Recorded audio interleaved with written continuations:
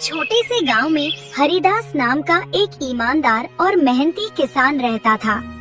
उसका जीवन बहुत सादा था, लेकिन दिल बहुत बड़ा था। उसके पास थोड़ी सी जमीन, 2 बैल और एक पुराना हल था।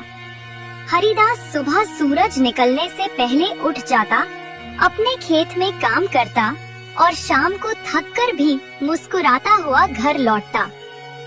हरिदास की पत्नी कमला और 2 बच्चे उसके साथ रहते थे। कमला घर संभालती और बच्चों को पढ़ाई के लिए प्रेरित करती। उनका सपना था कि उनके बच्चे पढ़ लिख कर कुछ बड़ा करें और गांव का नाम रोशन करें। एक साल गांव में बहुत तेज बारिश हुई। नदियां उफान पर आ गईं और हरिदास की फसल पूरी तरह बह गई। कई किसानों ने हार मान ली, लेकिन हरिदास ने उम्मीद नहीं छोड़ी। उसने सूखे बीज इकट्ठे किए, गांव के बच्चों की मदद ली और फिर से खेत तैयार करने लगा। वो दिन रात मेहनत करता, तालाब से पानी लाता और पौधों को बचाने की कोशिश करता। धीरे धीरे उसकी मेहनत रंग लाने लगी।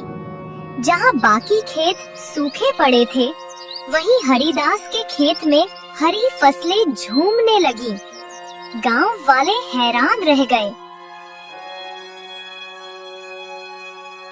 जब किसी ने उससे पूछा, हरिदास, तूने ये कैसे कर दिखाया? तो वो मुस्कुराते हुए बोला, मिट्टी मेहनत को पहचानती है और जब दिल सच्चा हो तो धरती भी साथ देती है।